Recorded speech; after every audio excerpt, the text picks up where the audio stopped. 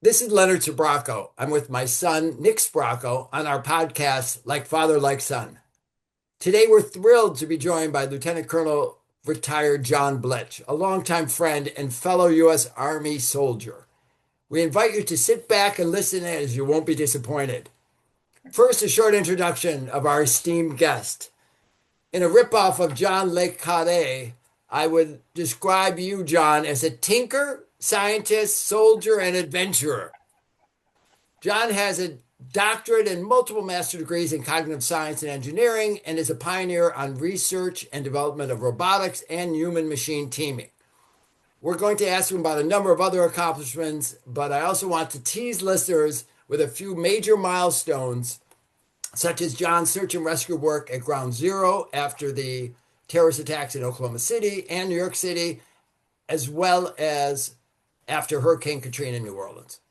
He's well published, and this includes his recently released book, which we're going to discuss in detail, Killer Rescue Robot Not. So a heartfelt welcome to you, John, and thanks for being part of our broadcast. Thank you, guys. This is fascinating, and I'm excited to be here. All Thank right, you. that's great. Let's start with kind of a step back in time, John, to our not so. I want to go through your not so traditional military career. I say that because your assignments were in and out of uniform, with schooling and research intermixed with command roles in both artillery units and special forces. When you and I graduated from West Point in 1981, it was the last decade of the Cold War, and we went our separate ways, of course. You to officer basic artillery school, and me to officer basic intelligence training. So we want to start off. First, tell us about your initial assignment as a nuclear weapons officer on the front lines for NATO in Germany. Okay, yeah. From Oops to Fort Sill, and then from Fort Sill to Ranger School first, and then from Ranger School to Germany, Bad Kissingen. I ended up bypassing the initial assignment, which is almost all artillery guys become a forward observer first, a Right. FIS team leader. But for some reason, I ended up going straight to a firing battery.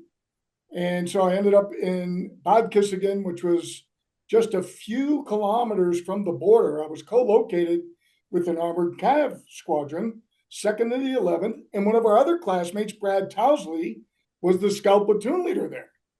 And then another great guy that is still one of my mentors of all time was the howitzer battery artillery officer in 211. So those guys, so we ended up hanging out quite a bit there. And fairly soon, I ended up in the special weapons part of that, which was the 155 millimeter self-propelled howitzer. At that time, we could have launched nuclear projectiles into East Germany. And I don't want to talk too much more about that because it still gets into a sensitive area.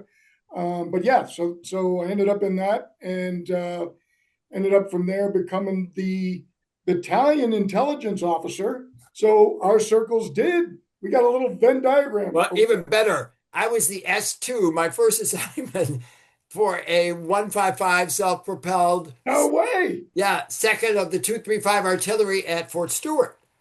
And as the intel officer, as you recall, I had to sign for our nuclear weapons. Yes.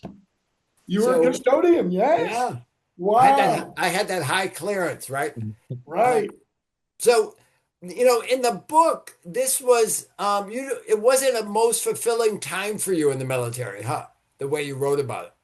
Yeah, it was really interesting. I had a bit of an epiphany as I was walking the gun line at Grafenbeer, just freezing my butt off like everybody did in the winters down there. And I'll never forget it. It was a blizzard, and then all of a sudden, just like a huge rainstorm, and then the clouds part, and then the sun comes out. You could probably relate to this in Rio, Nick, right? That Yeah. we get this downpour, and then all of a sudden, it's gorgeous. But it's like 2:30 in the morning, super cold. Is that squeaky snow cold, right? Where Yeah. it's Yeah. where it's super dry. And I see this, it was a full moon, and I almost felt like there was this moonbeam shining down on me. It was wild. And I started thinking, my God, what the hell are we doing? We are not just killing people that have never shot at us, right? We're practicing doing this, but we're killing their kids, we're killing their grandkids, we're killing generations if we do this and launch these weapons over there. So I decided pretty much right then and there, I wanted to get the hell out of the nuclear industry. But I ended up transferring over into the Pershing II world. And there I ended up as a Pershing II missile battery commander. That was actually what you said wasn't so fulfilling. Yeah, that was rough. I really didn't like the entire nuclear industry because it was tyrannical. There was not a lot of room for individual initiative at the soldier level. What would you say? How was your experience in special forces? And didn't you as well go into the scuba team command as well? So how was kind of like those two experiences compared to your, artillery and your P2 experience? Yeah, it's almost 180-degree opposite direction. Well, you also had your entrepreneurial side could come out. I don't know about entrepreneurial. I would say there's a lot of personal initiative in there, maybe, Right. and there's a bit of a renegade flavor. And as you well know, Lenny, from setting that record number of demerits, plebe year, remember that? Yeah, I skipped that part, Nick, in the questions. 115 demerits, Nick. And the limit before getting kicked out was 116. And that was by design. I think I had 15 in 4 years or 20. So, but that says a lot right there, right?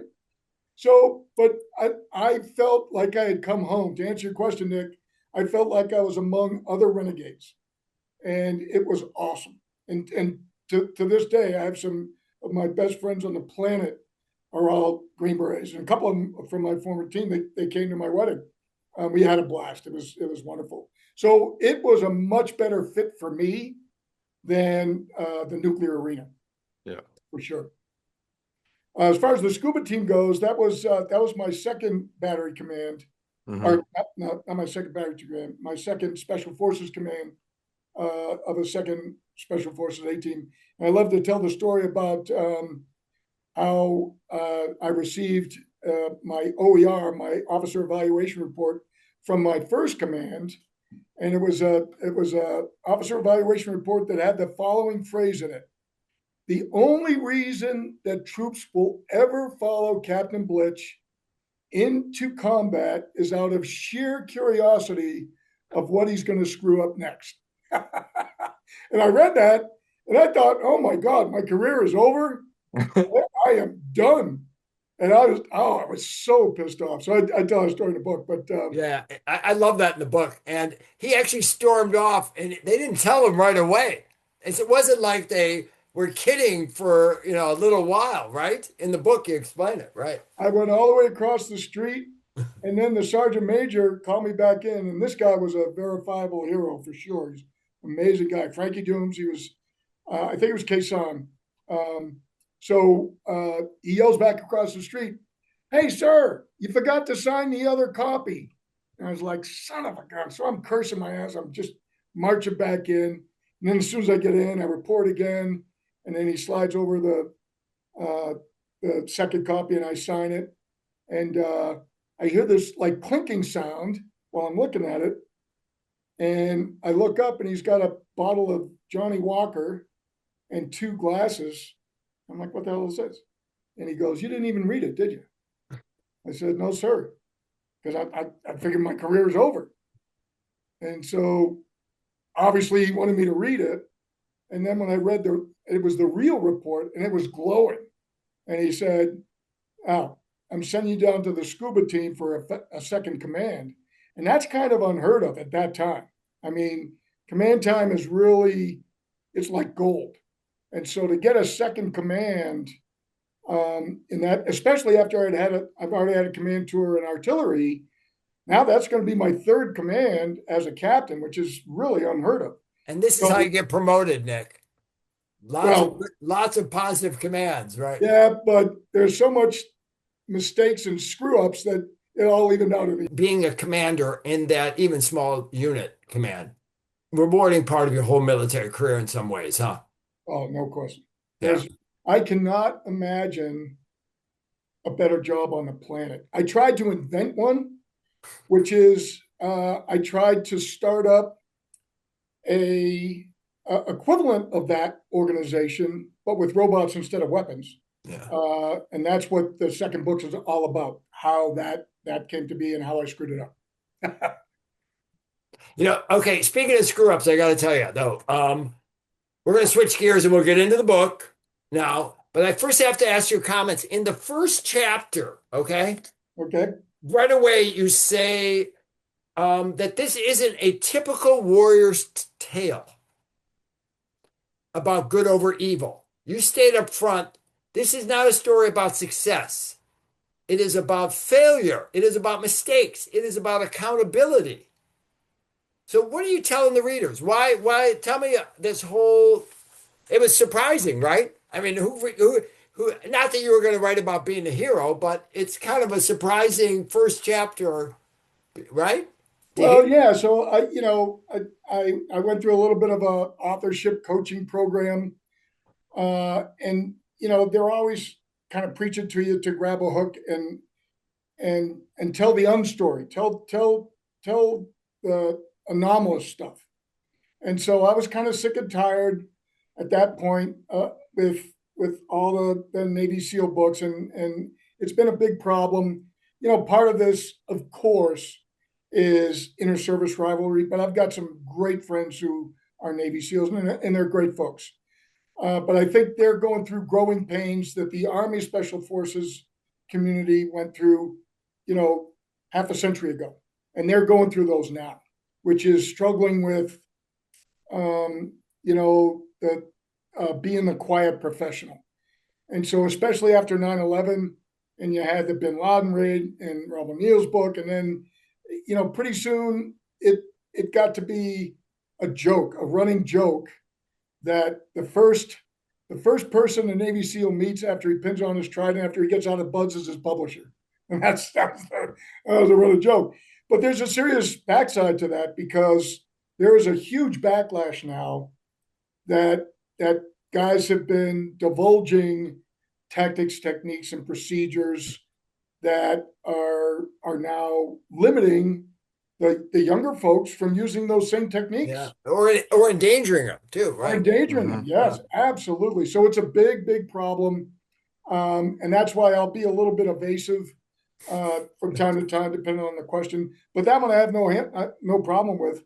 And it's because, my main objective is to talk about accountability, because right now we are under assault against accountability because of AI, because we are allowing technology to get between us, right? So it's a yin yang thing, because here we are talking just as like 20 years ago, if we were all sitting in a bar and enjoying ourselves, right? But now we have the technology to bring us together in ways, and we could keep in touch with, family members. You guys are in two different states, hours apart, right?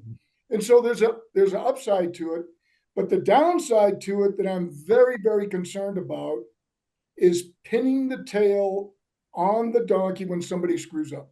Yeah. So what I try to do throughout the book is talk about all the stuff I screwed up and bring it forward and be vulnerable. I think that's an important part of leadership, is to be vulnerable, so that you don't your troops aren't going to trust you if you're constantly covering stuff up and offloading, blame to others. And so that's what the whole notion is. And the problem with AI is it's getting smart enough to now offload responsibility just beyond it. So now you can't even keep the computer, honest.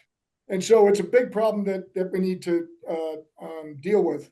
And that's your generation, Nick. This is why I love you, the father-son thing, because your dad and I didn't have to deal with this. No. Now it sucks for you, bro. We screwed this world up for you. But I think because we're both here, we're trying to help you fix it. And that's one of the things that you're going to have to deal with, and your kids are Yeah. going to have to deal with. I mean, AI is already writing essays for middle Yeah, schoolers, so it yeah. just crazy to where, I mean, 5 years ago was nothing. Now it's bigger than ever. But speaking of technology, why robotics? You left the army to kind of go to, you went to the prestigious Colorado School of Mines. What was your vision of robots at the time? What did you kind of see robots being used for back then?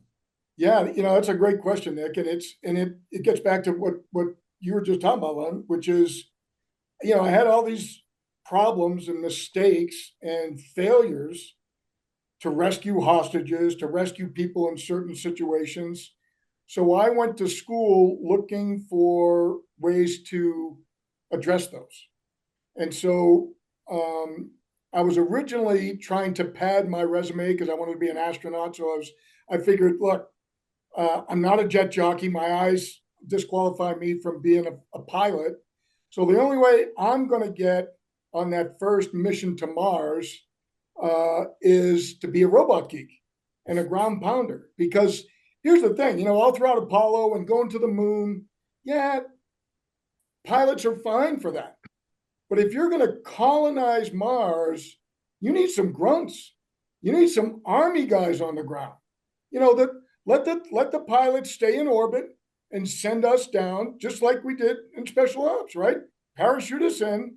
We'll do the work on the ground, and then we'll launch back up and you recover us, and off we go. So that was my vision, was to try to be an astronaut. So, you ended up getting involved with the Pentagon's secretive DARPA programs, which is the Defense Advanced Research Projects Agency. And it was funny when Googling it, you sit there and Google and you see all the inventions, like everything they've done, which from, the internet to AI to all these things. And how would you say DARPA kind of helped push your non-human robotic goals and plans for how to use them for search and rescue and so on? Yeah, so I got to DARPA through sort of the back door. Hmm. There's a real roboticist by the name of Dr. Eric Kratkov, really sharp guy, UMass, Carnegie Mellon, and he started this program called the Tactical Mobile Robotics Program. But in 1998, in the mid 90s, peace had kind of broken out all over. The wall had come down in 1990. Gorbachev and Reagan were, I won't call them best buddies, but they were actively friendly and glass-nosed, and so peace was broken out all over, and so he was having a hard time justifying autonomous tanks and those sorts of things. And he had heard about my crazy project. I did a project at the Air Force Academy where I used a bunch of little robots to try to penetrate the outer perimeter of the airfield at the Air Force Academy as if it was a Russian W&D lab. And that got the attention of a couple of general officers. General Brown, great guy, probably one of the top three mentors in my entire military career. He ended up becoming the SINC later on, 4-star general. But anyway, they got excited. General Shelton got excited, and he became the chairman of Joint Chiefs of Staff. And so there's all this excitement around it. Eric is struggling with the operational side. He had all the technical side, but he couldn't find, sort of the killer niche red mission to go after, which DARPA is all about. So DARPA, was established in 1958 after Sputnik. It was basically a backlash. Here's the evil Russians, this tyrannical regime, and they just kicked our ass. They put a satellite, a basketball, and a basketball form factor is really important because the smallest fissile weapon-sized core that you can have is about a softball. And that fit, that's why that fit inside. You could put a softball inside a 155 millimeter projectile, but not a 105. But in any case, the ego with a lot of these guys was they were not going to invest in a technology that wasn't going to be developed within their watch. So if it was 10 years down the line, too far. I need something that's going to come to fruition, that's going to mature in 3 or 4 years while I'm still the sink. And can take credit for it. And so you can get credit for it. That's part of the ego, right? And so they were myopic. They were only looking this far away from their nose. So DARPA was created to look beyond that. And that's where the special ops world, where we pride ourselves in selfless service. It's not about us. We are one piece of the big pie, right? And nobody's going to find out about our super secret missions anyway. So never mind all that. And so I invested in tiny little robots to sneak into places, and that gave me a threefer. It was a good military application because obviously to gather intelligence, most intelligence systems or most security systems, when you look at them, what are they designed to detect? A 2-meter bag of water, right? And so if I've got something this big, then I can make it through those security systems, crawl through the barbed wire, get up underneath the tripwires, and get in and gather that intelligence. And maybe we don't even have to attack at all. Maybe I just find out that there's no prisoners in there, like the Sante raid. Maybe I find out that there are no WMD in this facility. Maybe we ought to go look in that one. Let's go down that tunnel and get inside. So that's what that was all about. But it also made me competitive potentially for the astronaut program because NASA had just come out, Dan Golden had just come out with his faster, better, cheaper policy for NASA. And I remember at the time, it was something like $3,000 for ounce. So to send a 1 ounce payload into low Earth orbit cost $3,000. And so you couldn't afford these huge, ATV sized rovers. You had to have little guys. And so when you say little, are they the size of a softball, or are they more like a foot by 1 foot by 1 foot? When you say how little is little? Yeah, my paradigm was it had to fit in a backpack. Yeah. Because I wanted to give dismounted troops advanced technology. Yeah. When you look back, and I use this to sell my program many times, there's a scene in Saving Private Ryan when Tom Hanks they're all huddled back after they made it across the beach, and he grabs some bubble gum out of one of the guy's jaws, and he just grabs it out of his jaw. And he takes his little mirror and sticks it on the end of his bayonet, and he's using that to look around the corner. And I'm like, we're still doing that. That's where we are today. So the advanced technology is, to launch maybe with just some surgical tubing, launch that around the corner. And now I'm looking at the enemy literally up his butt. Yeah. Right? I'm looking at him from behind. And more importantly, I'm listening to him. And I'm listening to the commands that they are giving each other.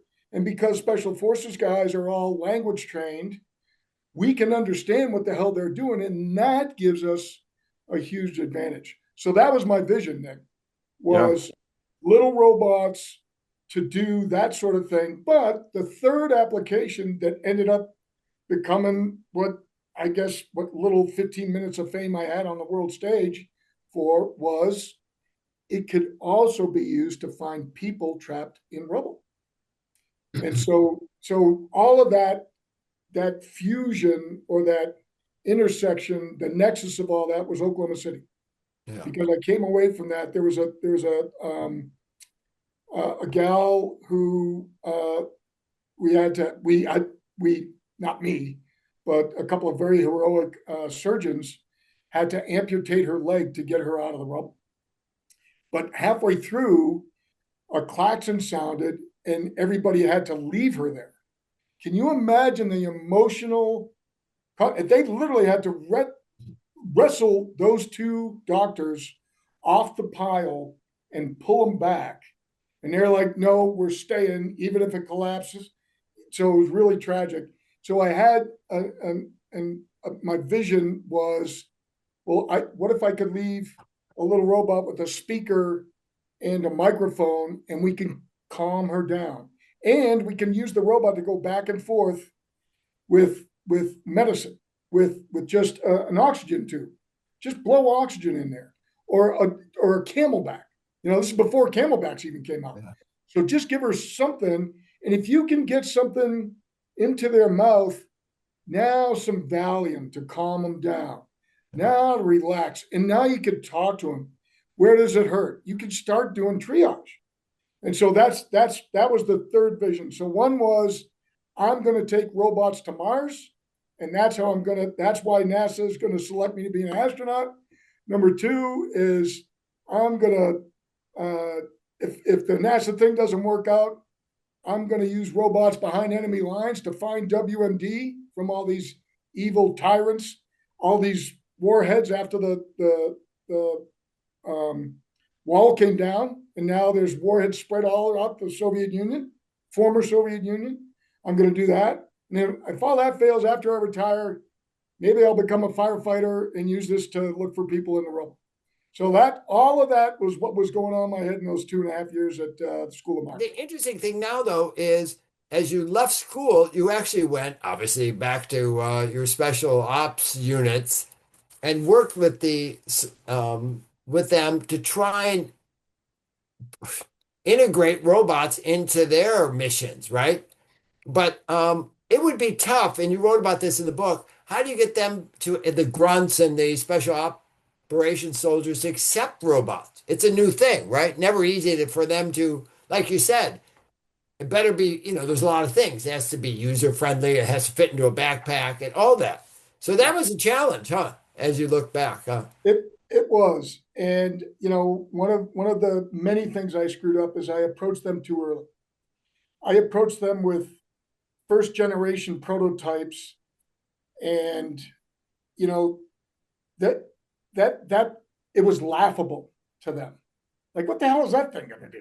They're crying, no, you don't understand. In 5 years from now, after maybe 50 or 60 million bucks, this thing's gonna be their eyes glaze over, and I was pretty much a laughing stock everywhere except with General Brown and General Shelton, because they were visionary guys. Yeah. They have to report back to the chairman of the Joint Chiefs of Staff, and then Shelton became chairman of Joint, and project this vision.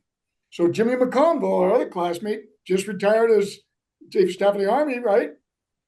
He was one of the guys putting that vision together for the sync. And in that vision was the new technology thing are going to be these little robots. So little drones. It wasn't just ground robots. I wrote a requirements document that had 6 annexes. It was indoor drones, outdoor drones. We didn't call them drones. They were UAVs. And indoor, outdoor ground systems, and then surface and subsurface aquatic systems.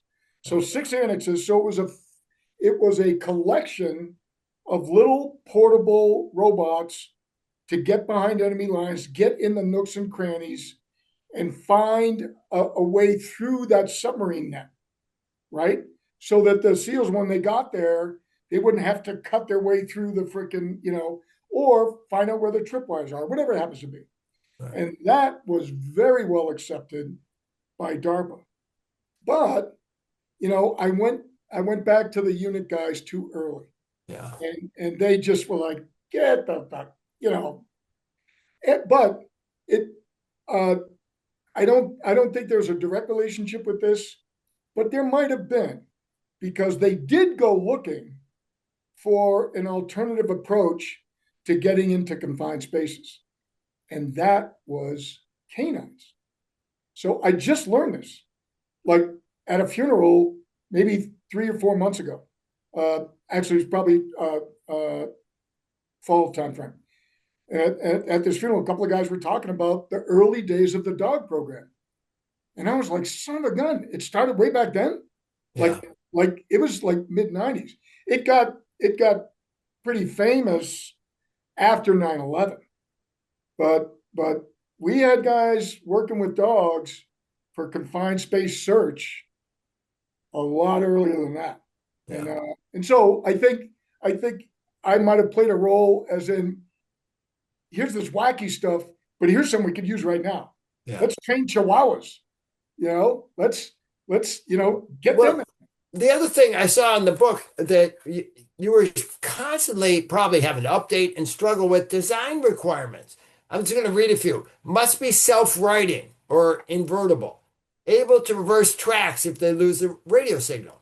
Able to negotiate obstacles, not just avoid them. Able to survive small arms fire. Never thought of that one. And maybe self-destruct. So all these, I mean, of course, everything adds more weight, more contraptions to any vehicle. So, I mean, I'm sure, I don't want to say you were up late a lot of nights because it was a constant battle, right? To try and figure out what's going to get accepted, how can I get this design so it can actually be a tactical. Because the other thing that I loved about it was the overall goal. Can robots actually increase military capabilities? Yeah. And that's the bottom line. So, I mean, looking back, you did move the ball down the field, let's say, right?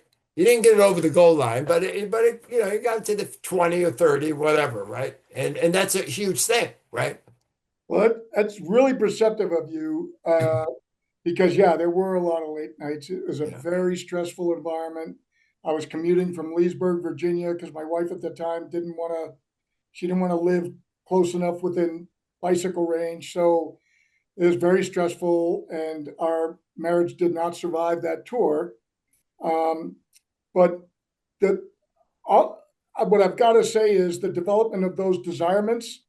I've really got to pump up two very heroic Vietnam vets, Matt Dorsey and Bill McBride, for helping me with that. Because every time, me and the propeller head robot guys, roboticists, and AI folks, we get all excited and we're going to do this, that, and the other thing. And these two guys are like, wait a minute, let's back it on down now.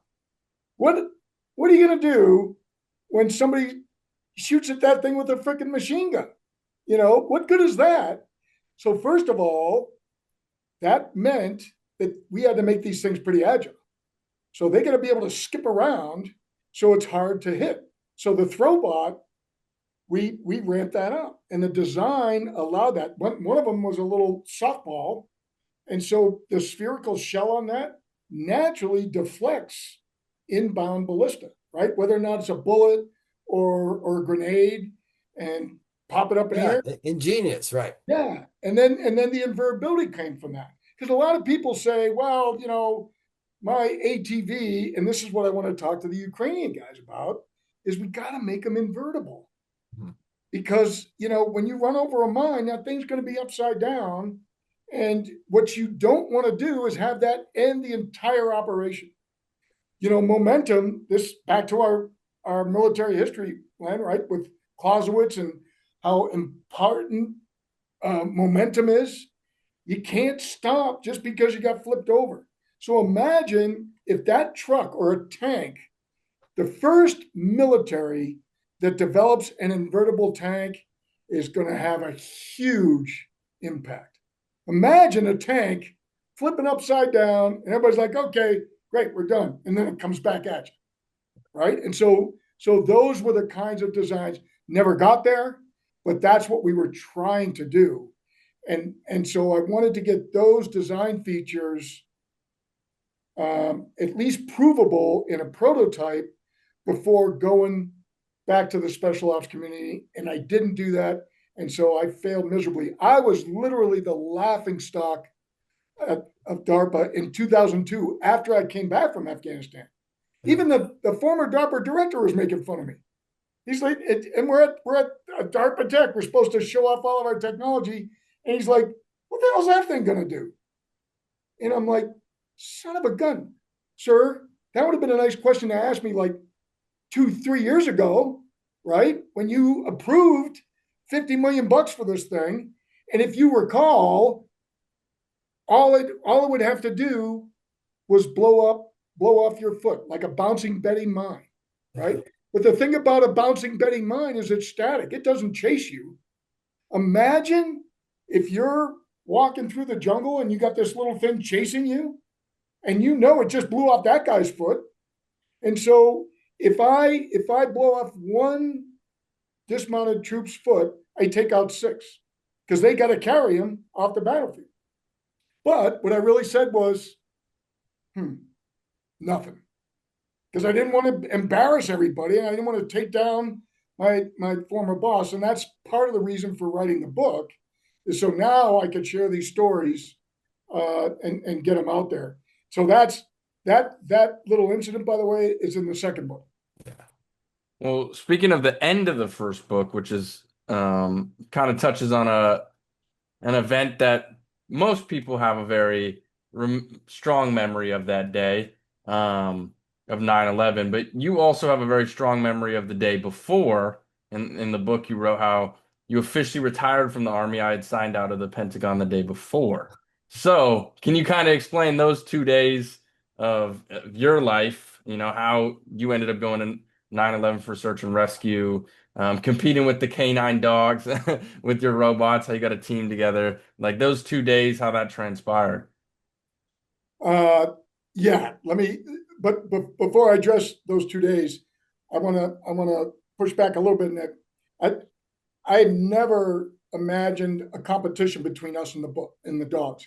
The canines, people, canines are phenomenal search assets. There's no way, and DARPA has tried for decades to reverse engineer a canine's nose, and we haven't succeeded yet, at least in my understanding, because they're so phenomenally complex.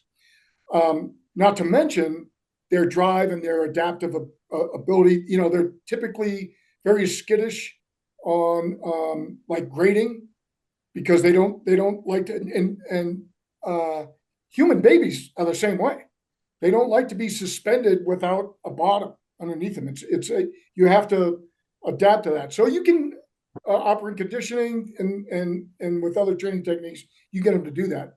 But the idea was always that the dogs go in first, find the hits, but then pull them off the pile to rest, because they get exhausted. They will drive. They will run themselves to death. Many stories of that. So the idea is to use them for the broad spectrum search, and then we go down into the hole that they can't fit in. That's the other problem with canines. They can't fit in something this size, right? So, but back to 9/10. I had just come from the Pentagon. I walked down that corridor that was hit, either by whatever it was, a missile or whatever it happened to be, or maybe it really was an airplane. I don't think it was. There's the profile for that does not fit, but we can talk about that some other time. But in any case, the reason I was there was to get my do-it-yourself paperwork. So the movers had already come and taken some of my household goods. My wife and I had split up, so she had already moved into an apartment, and I was going to load all of my stuff into the back of my truck and drive to Denver. I had already signed in, and I already started work with SAIC. I was a vice president for a robotics division out here, and so I had gone back to DC to do this final move. So that was on Monday. On Tuesday morning, I was going to start loading all my stuff up and put in the back of the truck and get to Denver. And as I talk about, that never happened. I ended up taking a bunch of robots that I just brought back from Mars at Devon Island with NASA, and those very same robots ended up going in the back of my truck and riding straight up to link up with Ray Downey. So Ray Downey was one of the experts that I interviewed for my expert system for my first master's thesis. And I kept calling him on the way up. Him and Lois Clark McCoy, another wonderful hero. She had established the. They were all with New York PD or the fire. Who were they with? So Ray Downey was one of the incident commanders on the first World Trade Center bombing in 1993. Right. He was also the god of USAR at the Oklahoma City bombing. So I had gone to visit him several times, and we had I had interviewed him quite a few times. So we knew each other, and we had a good professional relationship. We weren't best buddies, but we had a unofficial agreement that if anything happened on a major scale, I would do whatever I could to get DARPA technology to him. So I'm calling him, and there's no answer. Little did I know that he was in that tower when the first tower collapsed. He had established his booth, the base of operations, in that building, which raises some questions. Because with all of his experience, if he thought there was the slightest possibility that that tower could come down, why would he put his base of operations there? So that's another question along with the Pentagon thing. But anyway, so that's how that happened, Nick, is I just happened to be in the Pentagon the day before, and instead of going to Denver, I headed north to the World Trade Center. I mean, again, it was a huge, bigger pile of rubble than Oklahoma City by far. Oh yeah, To get through all that and try and again, and it's back to the sifting of every stone and everything. It was very difficult to imagine that someone could have survived that. yeah, and you know one of the things that I tried to do, and I don't know if you guys have had a chance to do it, but there's QR codes on all the pictures in the book, and if you look at that QR code and follow it, that'll take you to a video. And so the video, that's why I did that, was for two reasons. Number one, you know, to try to capture the value of a robot in a still photo, it comes way short because the behavior of the robot is what's most impressive, right? How that thing moves, changes its shape, adapts to emerging, stimuli, all of that. So the behavior is what you got to capture. And there's a lot of gimmickry in the robotics world where they stage a robot with a soccer ball underneath it. Well, until you see it actually play soccer and score a goal, it's like, this is just, and it's even worse now with AI. Again, with your generation, Nick, you guys are going to be way more discriminating than us because you have to be. So that was one of the reasons to put those QR codes. So when I'm talking about a robot, you get a better feel for what it's doing and what it's not doing. It helps a lot. And even Yeah. I watched the video, which about 9/11 with the Today Show while you were there. Oh, did you? Yeah. And so and that helped explain things, and it also brought attention to what all the part of the rescue efforts that were going on. So that's great. Well, and that was the other thing I was trying to drive home was just how huge that pile was. Yeah. You're absolutely right. The Murrah building was maybe a square block. The bathtub at the World Trade Center, that the second phase after Arnie Mangold's another tremendously heroic guy, he came back down. After I sent everybody else away, they came back down with Dave Platt, Sergeant First Class Dave Platt, another very heroic guy. And his guy stayed for weeks, if not months after that, doing the assessment of all the infrastructure underneath. So they had to inspect this foundation underneath the WTC to see if the rivers were going to pour in. There was a lot of concern for that. So the size of it, though, the magnitude is really difficult to describe. So tell us now, a few months later, you're in Afghanistan. Well, so the path to Afghanistan started at ground zero. I got a call from DARPA headquarters, like I want to say it was the second or third day. Art Mars called me and said, "Hey, we want to get you back. We've got a request to bring your robots over," and I had to turn them down.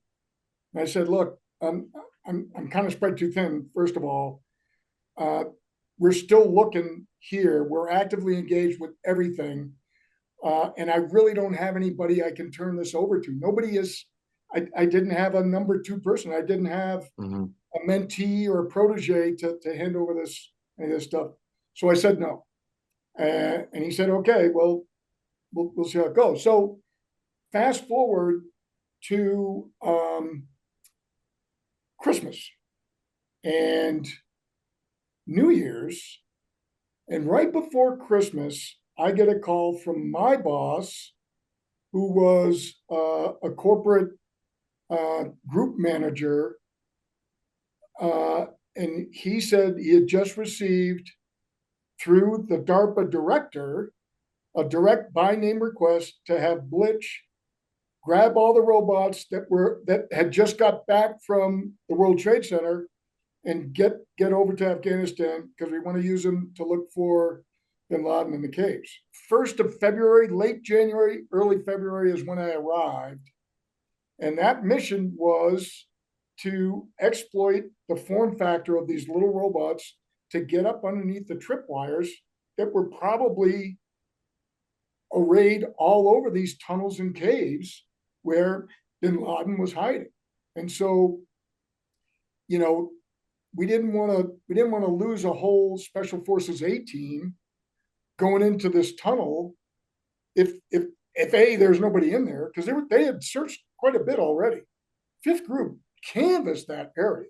But what happens a lot when you're looking for HVTs is they reoccupy. And so even if they had been searched, they wanted to research them.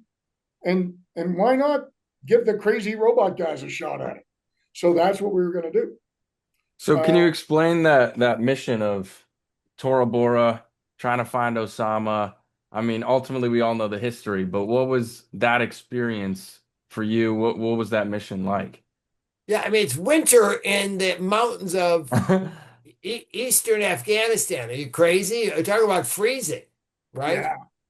So I think there's a chapter in the first book about snowbots, and one of the big value points is that a human being, 200-pound skier, has to distribute that weight over these long skis with sharp edges that cut into the snow and create avalanches. Whereas a small robot that weighs a tenth of that, maybe 20 pounds, and those tracks, just like a snowcat, distribute that weight. And so our little mini tanks that are only this big as a laptop, maybe a little bit bigger, 2 laptops, you can roll right over a tripwire. You can roll right over any of the standard tank detonators and not set it off. So that's what makes them very useful for avalanche mitigation, towing det cord across a slab and precisely detonating. You don't have to worry about duds like the guys that launch mortars and so forth. They do that right here. And so all of that to say that we had probably a very good chance of offset infiltrating, just getting within a few miles of that tunnel opening and just driving the robot over the snow. And the other thing is, it doesn't leave those 2 very obvious ski tracks, right? And if you got 12 guys, those are going to be deep ski tracks, right? And so you're going to know every place that we went. So there's a very powerful stealth aspect of robotics that we really haven't capitalized on. Again, that's part of the second book. But at that time, that's the mission profile I was putting together. But I had to brief folks. We have to convince the guys to do this. So that took a month or so. And then right about the time we're getting ready to launch, 2 things happen. Number one, I get word about Dalton Fury's mission.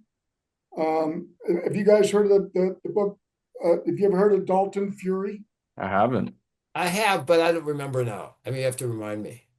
Yeah, so there's a 60 Minutes program on it. And the name of the book, I think, is Kill Bin Laden. Yeah. And Dalton Fury is a pen name for one of my colleagues at a former special mission unit. And he claimed in that book that he and his team had Bin Laden dead to rights on 3 occasions, that they had him there positively identified, and their request to kill or capture was denied by the chain of command. And it infuriated him. And so he went on 60 Minutes in disguise. Right, I remember now. To tell that whole story. Well, I heard about that about, I want to say it was probably a week before Operation Anaconda kicked off. And it took all the wind out of my sails. Because I was like, well, wait a minute. Let's assume beyond all of my wildest dreams that we are successful and we have video of Bin Laden on the screen of our OCU, our operator control unit, and we have his voice, and his voice has been positively identified. We've got him dead to rights. Is the same thing going to happen to us? You're not going to go after him? And I got to tell you, I lost a lot of motivation because it was a very frustrating time. Again, we're not ready. I'm not even in the second phase of my DARPA program. I don't have the invertibility yet. Yeah. I don't have all of they're not bulletproof yet. There's versions, there's the bulletproof model, then there's the invertible model, but they're all not integrated into one system. And then we don't have enough of them. So just enormously frustrating. And then what happened is when Anaconda went south, my bird, our mission went away. Because obviously they had to go rescue the SEALs. I mean, who cares about freaking Bin Laden and stupid little robots? We got to rescue our guys, right? Although I have one final question, you're going to get a 2-minute answer. Sure. It's one aspect of the book that I liked the most. And it really was at the end of a number of chapters, you included a little bit what I'll call a personal journal. And there's comments about managing your ego, we talked about, your career doubts, your marriage and family, your wife's premature death, and a lot more. Why all the introspection as part of this book? I mean, it's a critical part of the book, almost every chapter. And, I think about, as I think of you, that is you. You wear your heart on your sleeve, or I forgot how you said it. I wear my feelings on my keyboard sleeve. But I love that line. Why all the personal introspection? Yeah, that was part of this kind of authorship training thing to make your book unique. Mm-hmm. And they said, at the end of every chapter, you want to kind of summarize and have the takeaway of what that is. And another technique that author coaches will often do is say, identify your audience, right? Who are you writing this book to? And they wanted you to visualize literally what that person, what their name is, where they are when they're reading the book. And so in my mind's eye, I imagined a young lady who was a rookie in a firehouse who had just been assigned to the technical search team for her fire station and had also tried out and made it onto one of these urban search and rescue task forces. And she had just heard about robots. So she was going to read this book about robots. And then one of the coaches kind of said something that, another way to make, and I realized this much later when I went through my grad school the third time as a cognitive psychologist. Memories that are emotional are far more durable. So if you can bring emotion into it, that lesson will stick with you. That's why I used to do this with my cadets all the time. I would have them visualize, okay, close your eyes, think back. I want everybody to think about the first time you got in a fight.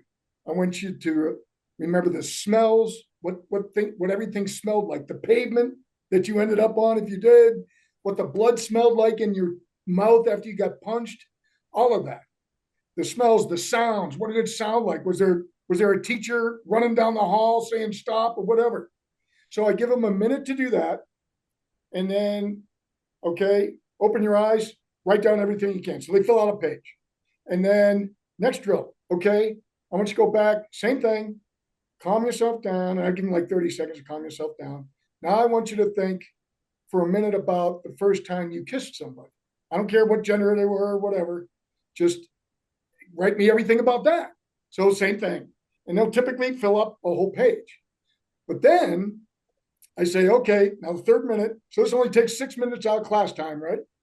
So the third one is, okay, think back to last Thursday. You're in the mess hall. Tell me what you ate.